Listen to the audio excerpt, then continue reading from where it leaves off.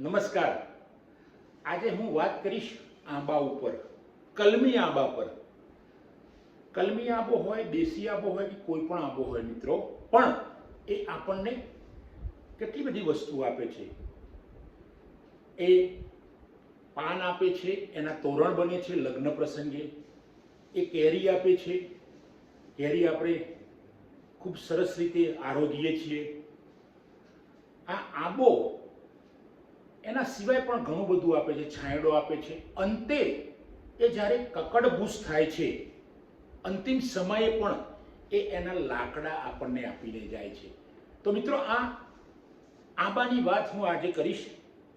બાપાનો આંબો, બાપાનો આંબો। મિત્રો, આંબો વાવ્યો કલમી મારા બાપાએ, આંબો વાવ્યો કલમી મારા બાપાએ।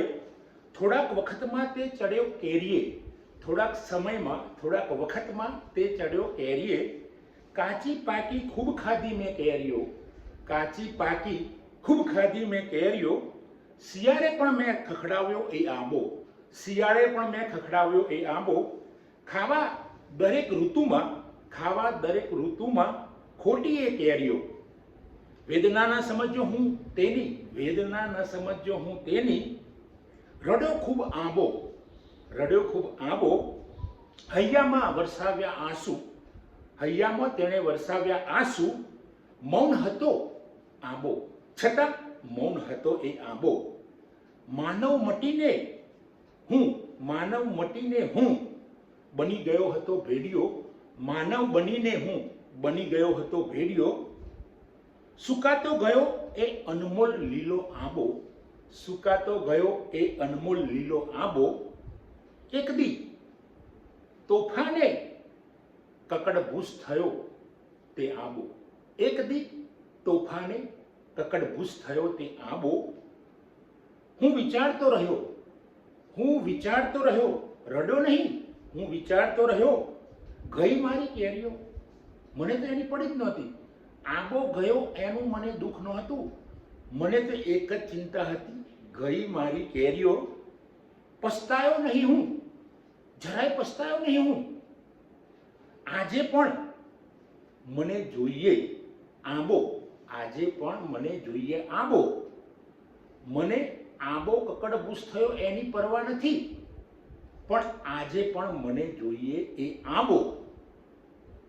કેમ કે હજુ મારે ખાવી છે કેરીઓ, કેમ કે હજુ પણ મારે ખાવી છે કેરીઓ।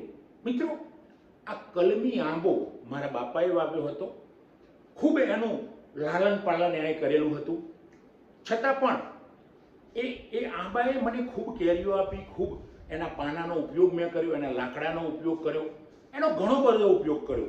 મને તડકો લાગે તો હું એના નીચે જઈને બેસી જતો હતો, મારા પર વરસાદ પડે તો હું એના નીચે જઈને ઊભો રહી જતો હતો, શિયાળામાં પણ એ મને ઉપયોગી થતો હતો। તો મિત્ર, આવો આંબો ગયો છતાં પણ મને દુઃખ ન થયું। આ એક સંસારની વાસ્તવિકતા છે, સંસારની હકીકત છે। મિત્રો, આજે હું એટલે જ લીલો શર્ટ પહેર્યો છે, કારણ કે એ લીલો આંબો ગયો એ આ સિમ્બોલ હું બતાવું છું। અને મને તો હજુ એમ જ લાગે છે કે જરાક સુકાઈ ગયો છે, આ સુકાયેલી પટ્ટી છે, એટલે આંબાને સુકાયેલા પટ્ટીની જેમ હજુ હું જોઉં છું। હજુ તો મને એમ જ છે કે શું કામ ગયો આંબો, શું કામ કકડભૂસ થયો તે આંબો। જો આંબો હોત તો હું આજે પણ ખાત કેરીઓ, જો એ આંબો હોત તો હું આજે પણ ખાત કેરીઓ।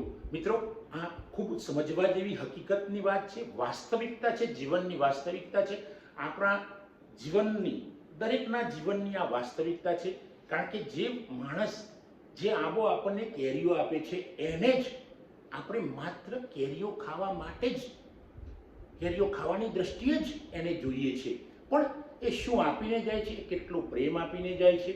એ આંબો આપણા માટે જબરજસ્ત વારસો છોડીને જાય છે, કારણ કે એના ગોટલા પણ થાય છે અને ગોટલામાંથી પણ બીજા આંબા થાય છે, પણ આપણને તો માત્ર પેલો આંબો કેરીઓ આપતો દેખાય છે।